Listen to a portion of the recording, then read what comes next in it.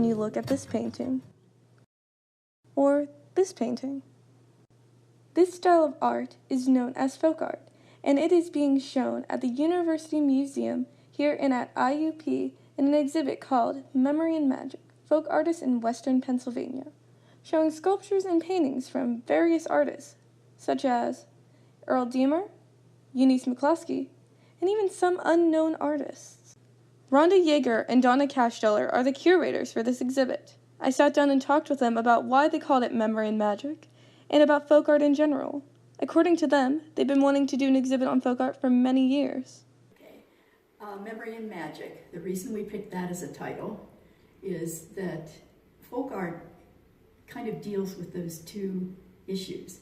Memory, you see a lot of the paintings, Richard Cooper's paintings and Eunice McCloskey's paintings kind of record everyday life in Western Pennsylvania at the time they were painting.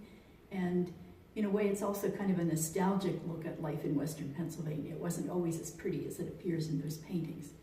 So that's the memory part.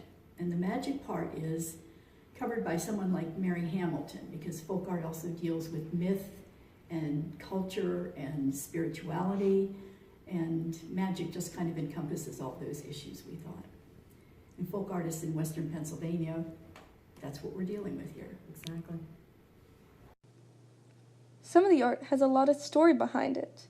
This painting by Linton Park is one of his 13 remaining, after the creamery in which his studio was in burnt down back in 1904. Park is also known as being an inventor and had a very interesting life, according to Yeager.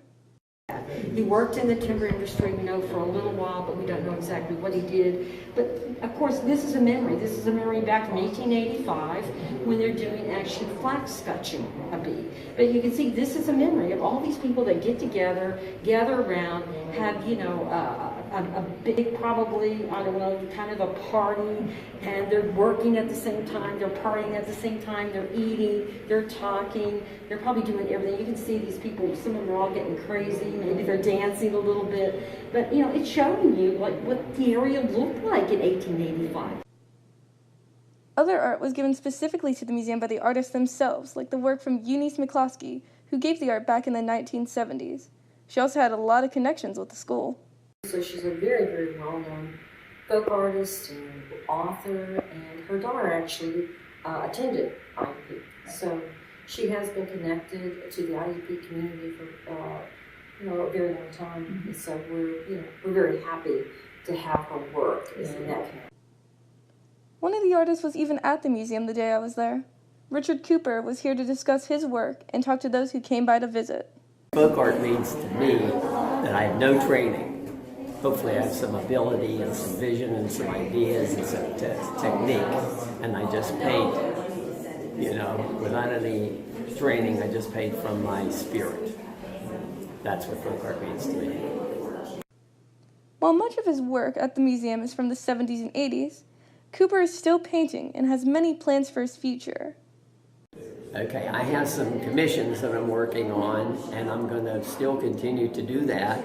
I'm working on a series of pen and ink drawings. I'm doing that, and I'm also making art out of found objects, like my sculptures. So I'm always looking for stuff to put together in the sculptures. The exhibit has garnered a lot of attention from both students and from the community. The exhibit will be open until March 10th. For more information on the museum, hours, and future exhibits, go to iup.edu/museum. From IUP TV News, this is Emily Lose.